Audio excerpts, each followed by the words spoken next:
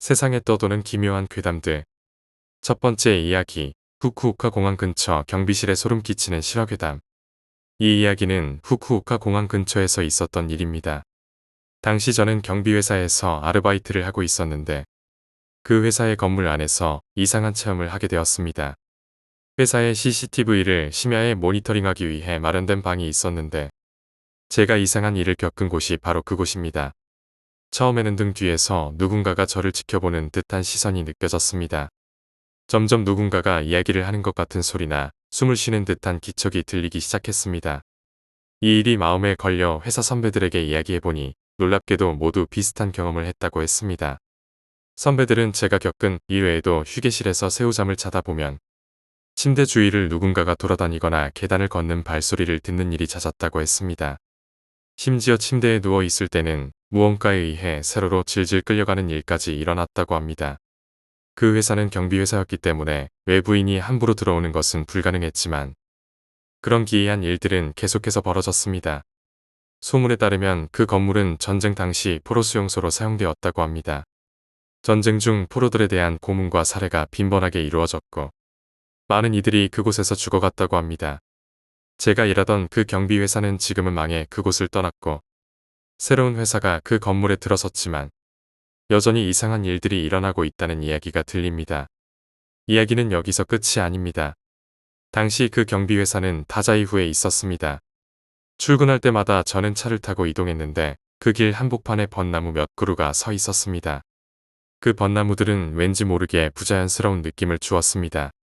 깊은 밤 그 길을 지날 때면 그쪽에서 강한 시선을 느끼곤 했습니다. 그 벚나무 근처에서 순찰을 돌다 보면 건물 안에 저 말고도 누군가가 돌아다니는 것 같은 소리나 모습을 보게 되었습니다. 또한 창밖으로부터 엄청난 시선이 느껴져 섬뜩한 기분이 들곤 했습니다. 이 벚나무와 그 주변은 동료들 사이에서도 유명해졌고 모두들 그 근처를 순찰하는 것을 꺼렸습니다. 그래서 그곳을 담당해야 하는 사람은 교대자를 찾기 위해 늘 울상이 되곤 했습니다.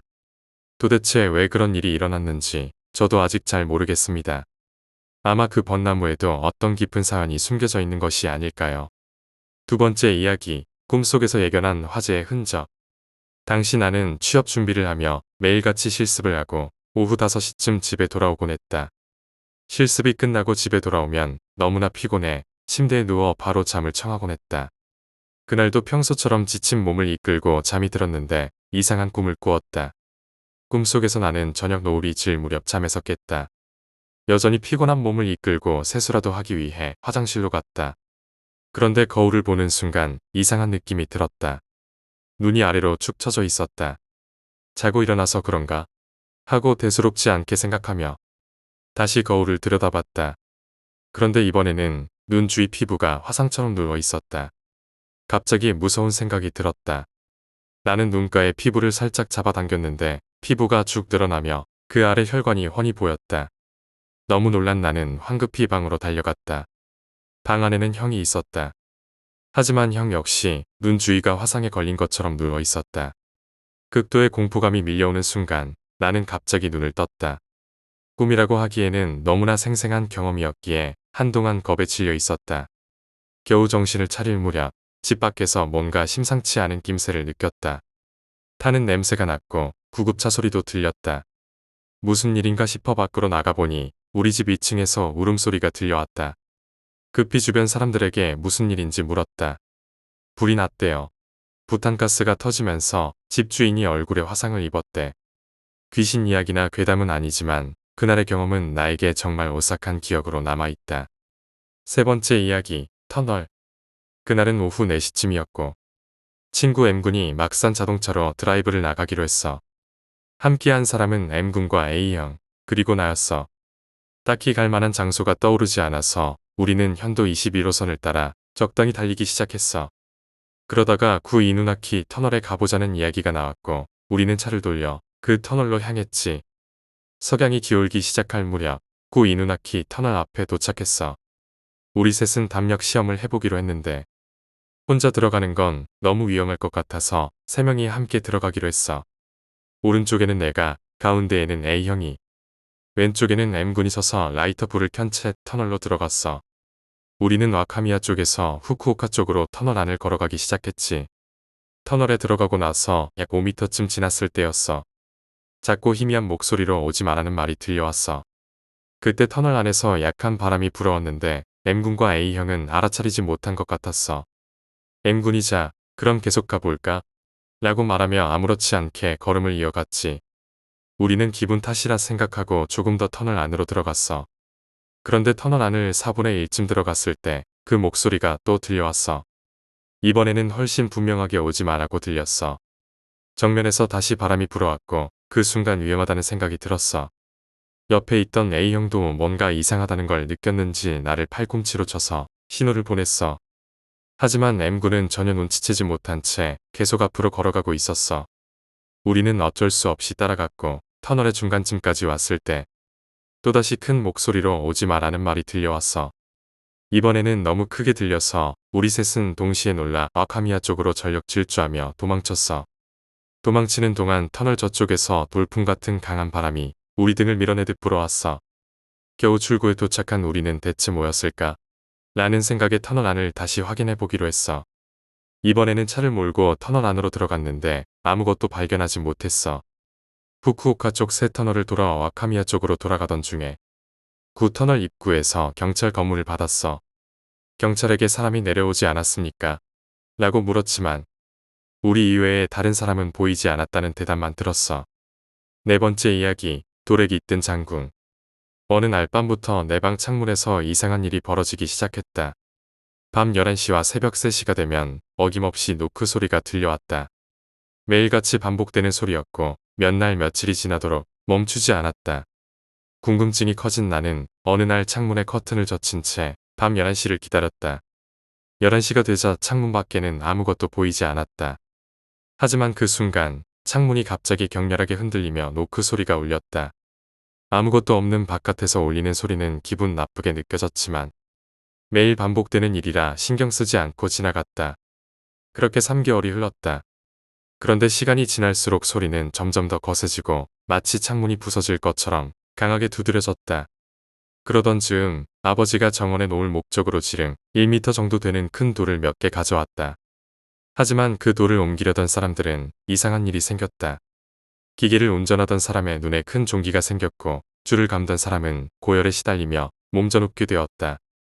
결국 돌을 옮기는 작업은 중단되었고 그 돌들은 내 방 옆에 쌓아두게 되었다. 계속되는 창문 노크 소리의 원인을 아버지에게 말하자 아버지는 신사에서 신주를 불러 돌에 대해 물어보기로 했다. 신주는 그 돌에 전국시대 무장의 영령이 깃들어 있다고 했다. 결국 아버지는 작은 사당을 세우고 정성을 다해 제사를 지내기로 했다. 그 후로 창문을 두드리던 소리는 완전히 사라졌다. 하지만 이상한 일이 또 일어났다. 우리 집 창문은 약간 돌출된 형태로 그 옆에 사당을 만들었다. 어느 날 사당 바로 위에 단발머리를 한 얼굴이 둥둥 떠 있는 것이 보였다. 하지만 그 얼굴은 너무나도 상냥한 표정을 짓고 있었다. 이상하게도 나는 전혀 놀라지 않았고 두려움조차 느끼지 않았다. 아마도 돌에 깃들어 있던 장군의 영혼이 감사의 인사를 전하러 온 것이 아닐까 하는 생각이 들었다. 5번째 이야기, 향수 냄새. 친구 2명과 함께 셋이서 심야의 담력 시험을 하기로 하고 근처에 있는 댐으로 향했다. 댐으로 가는 길목에 빨간 다리가 하나 있었는데 그 한복판에 한 녹파가 웅크리고 있었다. 그때의 시간은 새벽 2시 즈음이었다. 나는 순간 이건 평범한 일이 아닌데 라는 생각이 스쳐 지나갔다. 하지만 옆에 있던 친구는 이상하게도 녹파를 전혀 보지 못한 것 같았다. 그렇게 댐에 도착했지만 별다른 이상한 일은 없었다. 댐 주위를 몇 바퀴 돌아다니며 다리 같은 곳도 둘러보았지만 아무 일도 일어나지 않았다. 결국 우리는 담력 시험을 마치고 산을 내려가기로 했다. 차를 출발시키고 얼마 지나지 않아 전방 오른쪽에서 갑자기 자동차 라이트가 이쪽을 비추기 시작했다. 그런데 그 라이트는 잠시 후 아무런 흔적도 없이 사라졌다. 아베크족인가? 우리는 데이트 중인 커플의 차인가 싶었지만 길가에는 그 라이트를 켠 차의 흔적조차 보이지 않았다.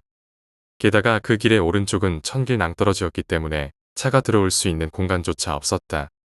그 순간 차 안에 여성의 향수 같은 냄새가 퍼지기 시작했다. 하지만 차 안에는 우리 셋 남자들만 타고 있었기 때문에 그런 향이 날 이유가 없었다. 그때까지 뒷자리에서 떠들던 친구가 갑자기 조용해지면서 분위기가 더 이상해졌다. 우리는 가까운 편의점에 들러 잠시 쉬기로 했다. 차에서 내린 친구가 그제서야 입을 열며 말했다. 아까 차 안에서 누군가가 내 옆에서 숨 쉬는 소리가 들렸어. 뜨뜻미지근한 숨결이 바로 내 옆에서 느껴졌어. 그 친구는 너무 겁에 질려 아무 말도 할 수 없었다고 했다. 이후 향수 냄새도 사라졌고 우리는 별다른 일 없이 집에 도착할 수 있었다. 하지만 그게 대체 무엇이었을까? 나중에 들은 이야기로는 그 댐에서는 종종 자동차가 댐으로 돌진해 그대로 실종되는 사고가 발생한다고 했다. 6번째 이야기, 부고. 이 지방에서는 올해 여름에도 40일이 넘는 열대야가 이어졌습니다. 자동 타이머 때문에 에어컨이 꺼져서 잠이 깨거나 목이 말라서 깨어나거나 시도 때도 없이 찾아오는 요이 때문에 잠이 깨곤 했습니다. 아무래도 밤이 길게만 느껴지는 건 나이를 먹어서일 겁니다. 어렸을 때는 밤이 참 짧게 느껴졌던 것 같습니다. 정확히 짧다기보다는 시간 감각이 없었던 걸까요? 잠들었다가 일어나면 어느새 아침이 되어 있었기 때문에 8시간의 수면이 마치 사라져 버린 듯 느껴졌습니다. 그런 점에서 어린 시절 잠이란 마치 타임머신을 타고 순간 이동을 하는 것 같은 이상한 경험이었습니다. 하지만 그날 밤만큼은 긴 시간을 보내게 되었습니다. 일어나라. 가슴 부근이 흔들리며 아버지의 목소리가 들려왔습니다. 잠결에 그 소리를 들으며 잠에서 깰 것 같다가도 다시 잠들기를 반복했습니다. 몇 번을 반복한 끝에 마침내 눈을 떴을 때 어머니는 이미 모기장 안 이불 위에 앉아 투덜대며 눈을 비비고 계셨습니다. 아직 새벽 1시잖아요. 어머니가 불평하자 아버지가 말을 이었습니다. 들렸단 말이야. 돌아가셨습니다. 라고. 누가요? 아마 시골의 백모님인 것 같아. 어머니는 믿기 어렵다는 듯 대꾸했습니다. 백모님이 계신 곳은 여기서 100km도 더 떨어져 있잖아요. 꿈이라도 꾸신 거겠죠. 아니, 계속 깨어 있었어. 그건 꿈이 아니야. 칭하고 울리는 종소리도 들렸다고. 어쨌든 옷 갈아입고 나갈 준비를 해.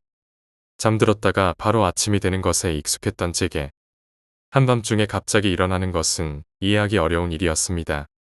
중년이 된 지금은 오히려 잠을 설치곤 하지만요. 그래서 그때도 아버지가 꿈을 꾼 거야 라고 생각하며 졸린 눈으로 번거롭다고 투덜대며 파자마를 갈아입고 있었습니다. 그때였습니다. 정적을 깨며 전화벨 소리가 요란하게 울렸습니다. 졸음에 취해 있던 저는 깜짝 놀라 엉덩방아를 찍고 말았습니다. 아버지는 저를 지나 전화를 받으셨습니다. 몇 번의 수긍을 하신 뒤에 아버지는 전화를 끊었습니다. 다들 짐작하실 겁니다. 그렇습니다. 아버지가 돌아가셨습니다라는 소리를 들었던 그 시각에 아버지의 백모님이 실제로 돌아가셨던 것입니다. 세간에 떠도는 이야기와 너무도 흡사해 믿기 어려울 수도 있겠지만 이것은 제가 직접 경험한 일이었고 이후 귀신이나 불가사의한 존재들을 믿게 되는 계기가 된 소름 끼치는 첫 경험이었습니다. 초등학교 2학년 어느 여름밤의 일이었습니다. 7번째 이야기, 재봉실. 초등학교 6학년 때 학교에서 괴담이 유행하던 시기가 있었어. 그날은 하필 13일의 금요일이었고 친구 몇 명과 함께 코쿠리상을 하면서 놀고 있었지. 그러다 우리가 불러낸 것은 학교의 재봉실에서 죽은 여자아이의 혼령이었어. 그 영혼에 따르면 소녀는 방과 후에 혼자 미싱 사용법을 익히기 위해 재봉실에 남아 연습하고 있었대. 그런데 물건을 떨어뜨려서 그것을 주우려 미싱 밑으로 들어간 순간 미싱이 갑자기 떨어지며 소녀의 머리를 덮쳐 죽고 말았다고 해.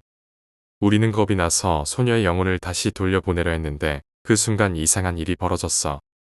미싱실에서 청소를 하고 있던 여학생들이 패닉 상태로 우리 교실로 뛰어들어온 거야. 그들의 말에 따르면 미싱을 청소하던 도중 미싱이 멋대로 움직이기 시작했다는 거야. 게다가 발판에는 흰 발이 까딱까딱 움직이고 있었다고 했어. 참고로 옛날 미싱은 발로 발판을 밟아 돌리는 방식이었지. 다행히도 코쿠리상으로 나와 있던 소녀의 영혼은 별다른 해코지 없이 조용히 돌아갔어. 하지만 그날 이후로 학교에선 이상한 일이 종종 일어나기 시작했어. 가장 이상한 현상은 청소를 마치고 문을 잠근 재봉실에서 벌어졌지. 모두 책상 밑에 넣어둔 의자들이 책상 위로 올라가 있는 거야. 더 소름 끼치는 건 그 의자들이 모두 옛날 재봉실에서부터 사용되던 것이었다는 거야. 이런 일이 여러 번 일어나면서 학교 전체로 소문이 퍼졌어. 결국 학교는 공포에 빠진 학생들을 진정시키기 위해 일시적으로 휴교를 결정했어.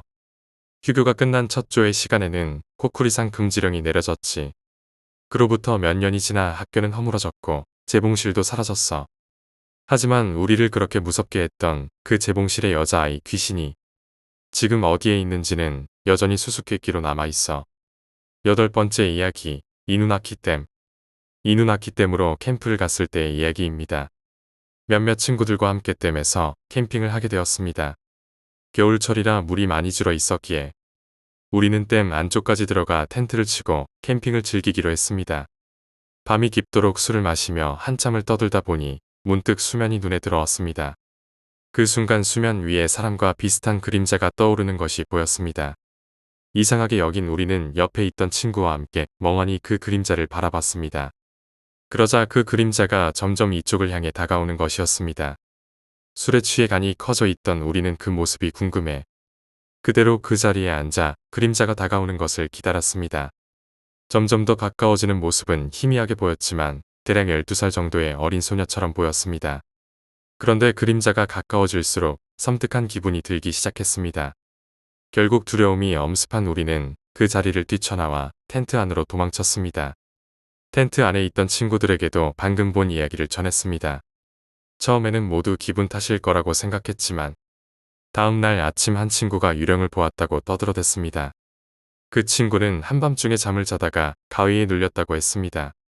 가위에 눌린 상태로 눈을 뜨자 수면 위에서 본 물그림자와 똑같은 모습들이 엄청난 수로 텐트를 둘러싸고 웅성거리고 있었다고 합니다. 해가 뜨기 전까지 그 상태로 꼼짝도 할 수 없었던 친구는 날이 밝아지자마자 겨우 가위에서 풀려나 텐트 밖으로 뛰쳐나갔습니다. 그런데 밖에는 아무것도 남아있지 않았다고 합니다. 9번째 이야기, 고양이들의 장례식. 과거 내가 살던 아파트에는 10마리 이상의 들고양이들이 살고 있었다. 자동차가 많이 다니는 곳이라 가끔 고양이가 차에 치이는 일도 발생하곤 했다. 그날은 일이 일찍 끝나 집으로 돌아가던 중이었다. 아파트 몇 미터 앞에서 내가 자주 보던 고양이의 한 마리가 내 눈앞에서 차에 치이는 것을 목격했다. 차는 아무런 조치도 취하지 않고 그냥 지나가 버렸다. 고양이는 피를 흘리며 죽어가고 있었다.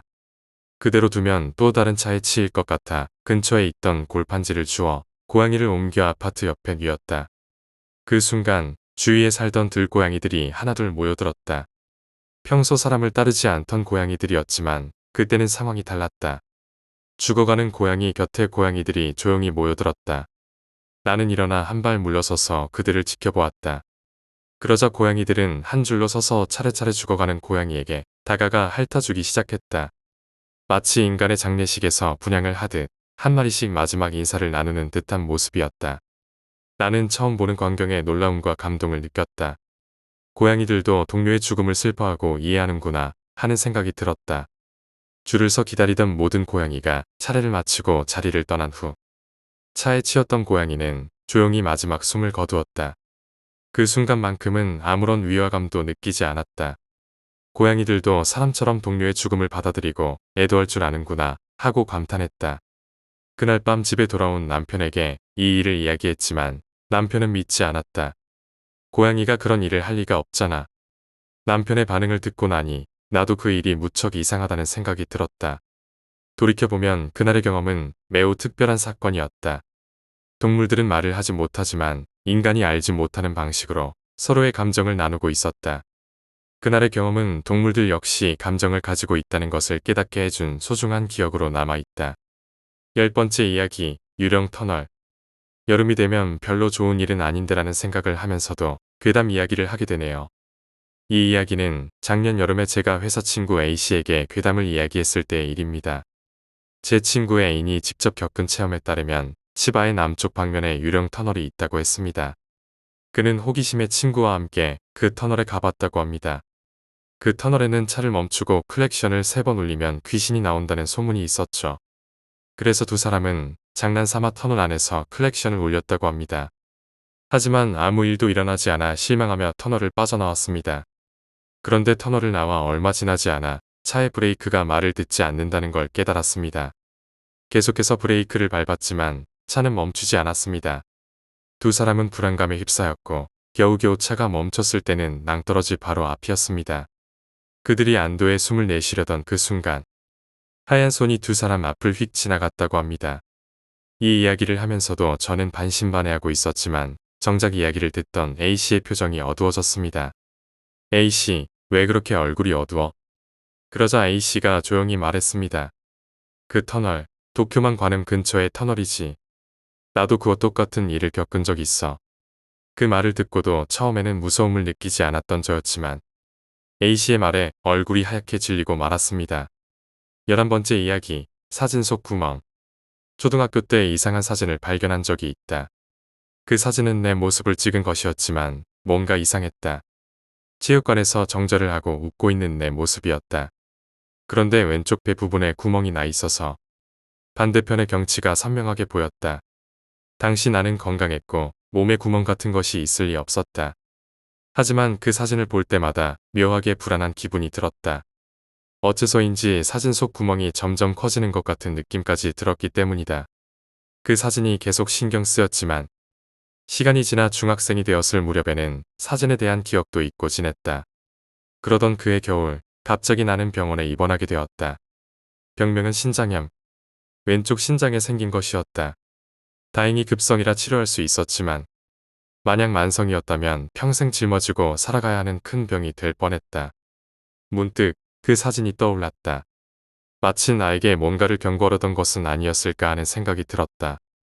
지금도 그 사진은 앨범 한 구석에 있지만 나는 다시 보고 싶지 않다.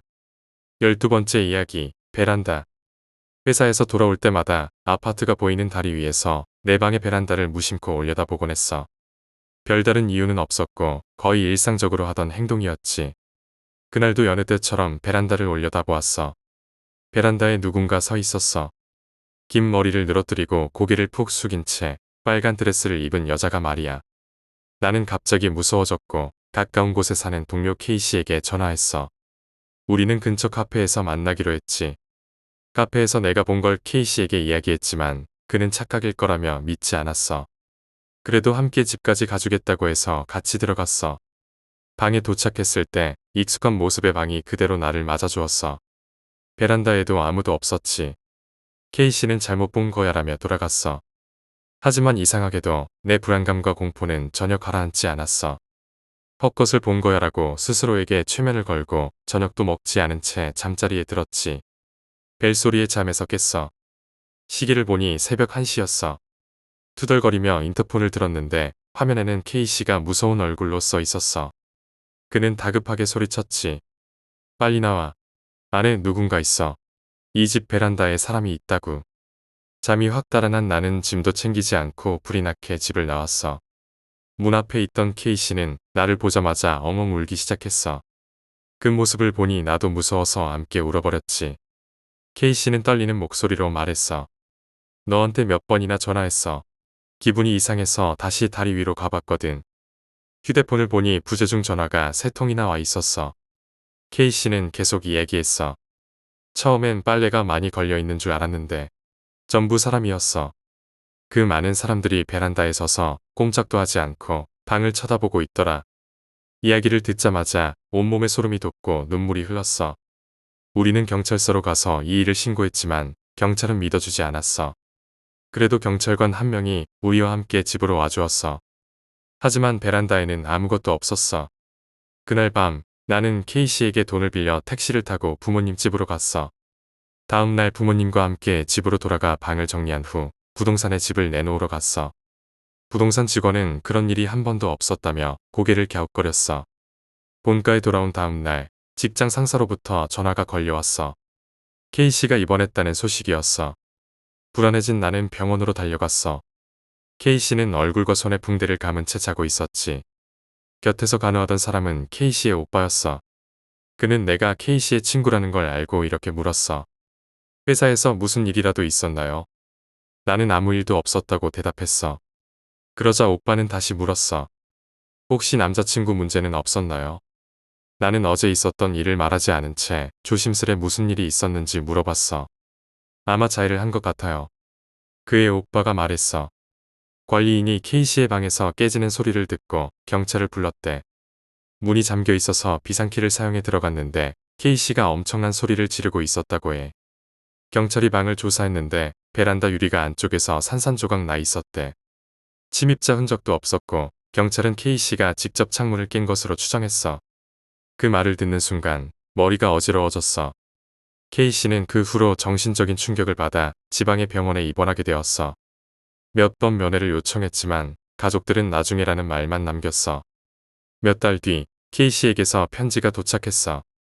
편지에는 병실 동료 이야기를 비롯해 일상적인 내용이 적혀 있었고 끝에는 이렇게 쓰여 있었어. 건강하게 잘 지내고 있어. 힘내고 있어. 편지에는 K씨가 피스 사인을 하며 찍은 사진도 동봉돼 있었어. 그런데 사진 속 K씨의 등 뒤 창문은 모두 검은 종이로 가로막혀 있었어. 13번째 이야기, 회송전철. 벌써 20년 전의 일이다. 겨울 어느 날 나는 친구의 맨션에서 평소처럼 마작을 즐기고 있었다. 대학생 시절의 일상이었고 대개는 해가 뜰 때까지 마작을 했지만 그날은 의외로 판이 일찍 끝났다. 하지만 이미 새벽 2시가 넘어 있었다. 내가 다니던 대학은 교토의 후시미에 있었고 친구의 맨션은 교토 오사카 전철 노선 근처에 위치해 있었다. 나는 스쿠터를 타고 철로를 따라 집으로 돌아가고 있었다. 깊은 밤이라 주위에는 사람 한 명 보이지 않았고 찬 바람이 부는 기분 좋은 밤이었다. 졸음이 밀려왔지만 스쿠터를 타고 바람을 맞으며 달리니 정신이 맑아졌다. 철로를 가로지르기 위해 건널목에 도착했을 때였다. 건널목 앞에 다다르자마자 경보기가 요란하게 울리며 차단기가 눈앞에 내려왔다. 갑작스러운 경보에 스쿠터를 멈추고 시계를 확인하니 시간은 새벽 3시. 막차는 훨씬 전에 끊겼는데 이런 시간에 열차가 다닌다고. 의문을 품으면서도 추운 밤 공기 속에서 기다릴 수밖에 없었다. 잠시 후 멀리서 열차가 천천히 다가왔다. 열차 맨 앞에는 회송이라는 큰 글자가 쓰여 있었다. 나는 새벽에도 회송 전철이 다니는구나 생각하며 열차를 멍하니 바라봤다. 열차는 주택가를 지나 조용히 속도를 낮추며 천천히 지나갔다. 그러던 중 나는 열차에서 이상한 위화감을 느꼈다. 금방 내가 본 장면이 너무나도 기묘하게 느껴졌지만 그 순간에는 그 이유를 바로 깨닫지 못했다. 잠시 후 나는 그 원인이 여자라는 사실을 깨달았다. 새벽 3시에 회송 전철에 한 여자가 타고 있었다. 다갈색 울코트를 입고 긴 머리를 늘어뜨린 여자가 열차 한가운데에 서 있었다. 주변에 다른 승객은 없었고 그 여자는 열차 문 근처도 아닌 한가운데에 혼자 서 있었다. 더욱 이상한 것은 그녀가 손잡이를 잡지도 않고 창문 쪽을 바라보지도 않았다는 점이었다. 그저 뭔가에 홀린 듯 가만히 서 있을 뿐이었다. 전철이 지나가고 차단기가 올라가자 그제야 나는 내가 본 것이 얼마나 기이했는지 깨달았다. 몸에 소름이 돋았다. 그 후로 오랜 세월이 흘렀지만 나는 여전히 그 여자의 뒷모습을 잊을 수 없다. 그리고 뼈저리게 느끼고 있다. 그녀가 나를 보지 않았던 것이 정말 다행이었다고. 14번째 이야기, 심령 사이트. 이 이야기는 내가 심령 사이트에서 겪은 일이다. 그 사이트는 주로 심령 사진을 다루는 곳이었다. 나는 심령 사진을 무서워하면서도 이상하게 그 사이트에 단골로 드나들곤 했다. 평소에는 별다른 일이 일어나지 않았지만 그날은 달랐다. 그날은 새로운 사진이 업데이트되어 있었고 나는 바로 그 페이지를 열어보았다. 사진은 어두운 터널 안을 찍은 것이었다. 나는 그 안에 귀신이 있는지 혈안이 되어 찾기 시작했다. 오른쪽 위쪽에 작고 어렴풋하게 사람의 얼굴이 보였다. 그 얼굴은 상당히 보기 흉하고 불길한 모습이었다. 나는 더 자세히 보고 싶어 사진을 확대했다. 하지만 그 순간 그 얼굴이 사라져 버렸다. 나는 여러 번 사진을 확인했지만 얼굴은 어디에도 보이지 않았다. 절대로 기분 탓이 아니었다. 그 얼굴은 분명히 거기 있었다가 사라진 것이다. 다시 사이트를 새로 고침하고 사진을 확인해 보았더니 그 얼굴이 원래 있던 자리에 다시 보였다. 하지만 이번에는 이상하게도 그 얼굴이 어렴풋하게 웃고 있었다. 그 미소가 지금도 잊히지 않는다. 15번째 이야기, 빨간 지붕집. 어렴풋한 기억 속에서 나는 3살 정도였을 때 이웃에 매일 함께 놀던 친구가 있었습니다.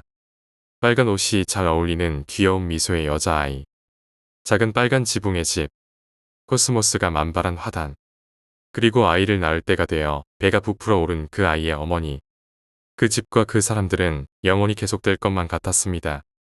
하지만 그들과 어떤 놀이를 했는지는 이제 전혀 기억이 나지 않습니다. 다만 하나 확실하게 기억하고 있는 것이 있습니다. 또 놀자. 반드시 널 기다리고 있을게. 뒤돌아보는 나. 작은 빨간 지붕의 집. 코스모스가 만발한 화단. 그리고 손을 흔드는 그 아이와 미소 짓고 있는 그 아이의 어머니. 그것이 내가 가진 마지막 기억입니다. 세월이 흘러 초등학생이 된 나는 새로운 친구들을 사귀며 그 집과 그 아이의 기억을 점차 잊었습니다. 하지만 초등학교 4학년 여름 전혀 예상치 못한 일로 그 집에 다시 가게 되었습니다. 당시 우리 학교에서는 해골 모양의 키홀더가 유행하고 있었고 친구들과 함께 문구점에 가서 키홀더를 사려고 했습니다. 그러나 이미 매진된 것을 알고 실망하던 그때 한 선배가 다가와 말했습니다. 나 해골이 있는 곳 알아. 거기 가면 아직 있을 거야. 가지러 갈래? 나는 친구들과 자전거를 타고 선배가 알려준 곳으로 향했습니다. 도착했을 때는 어느새 해가 저물고 있었습니다. 풀숲에 묻혀있는 작은 빨간 지붕의 폐가 몇 년 동안 아무도 찾지 않은 듯한 집이었습니다. 호기심 많던 우리는 그 집이 흥미로운 놀이터처럼 느껴졌습니다. 나는 창문을 깨고 열쇠를 풀어 창문을 열었습니다. 집 안에 들어가자 먼지가 파직하는 소리와 함께 눈처럼 흩날렸습니다. 황혼의 빛이 스며드는 어둑한 방. 그곳에는 작은 식탁과 일담한 신문, 사용하던 밥그릇이 그대로 있었습니다. 시간이 멈춘 듯 아무도 살지 않는 세계 같았습니다. 갑자기 머리가 어지러워지며 마치 왜곡된 시공에 빨려드는 듯한 느낌이 들었습니다. 그리고 모든 기억이 떠올랐습니다. 여기에 있었어. 이 집, 이 식탁, 그리고 이 방의 배치까지 모든 것이 익숙했습니다. 친구가 걱정스레 물었습니다. 왜 그래? 괜찮아. 빨리 찾고 나가자. 나는 괜찮다고 말하며 선배가 알려준 방으로 향했습니다. 그 방은 예전에 그 아이의 어머니가 들어가지 말라고 당부했던 유일한 곳이었습니다. 싫은 느낌이 들었지만 냉장지를 열고 방 안을 들여다보았습니다. 천장에 걸린 대일본 제국의 깃발. 먹으로 쓰인 경문 같은 글씨가 보였지만 어린 우리는 그 뜻을 알 수 없었습니다. 방의 내 귀퉁이에 느슨하게 고정된 깃발 위에는 무언가 놓여 있었습니다. 저거 같은데 어떻게 하지? 그냥 빨리 가자. 친구는 방의 기묘한 분위기에 압도된 듯했습니다. 나는 가까이 있던 빗자루로 그것을 찔러보았습니다. 거대한 소리와 함께 바닥으로 떨어진 그것은 곰팡이와 먼지로 뒤덮인 해골이었습니다. 검게 썩어 문드러진 인간의 해골이 우리를 응시하고 있었습니다. 우리는 누가 먼저랄 것도 없이 비명을 지르며 집을 뛰쳐나왔습니다. 그리고 그 일에 대해 다시는 입을 열지 않았습니다. 몇 년 후 그 폐가는 헐렸고 근처 절에 무연고자의 비석이 새로 세워졌습니다. 세월이 흐르고 고향에 다시 방문했을 때 나는 문득 그 집과 그 사람들이 떠올랐습니다. 빨간 옷이 잘 어울리던 여자아이. 작은 빨간 지붕의 집. 코스모스가 만발한 화단. 그리고 만삭이었던 그 아이의 어머니. 나는 어머니께 물었습니다. 어릴 때 그 빨간 지붕집에 살던 여자아이랑 어머니. 그 사람들 어디로 이사 갔어요? 하지만 어머니의 대답에 나는 아연실색할 수밖에 없었습니다. 무슨 소리니? 그 집은 내가 태어나기 훨씬 전부터 비어 있었어. 하지만 나는 확실히 그곳에 있었습니다. 그 집에서 그 사람들과 함께. 또 놀자. 반드시 널 기다리고 있을게.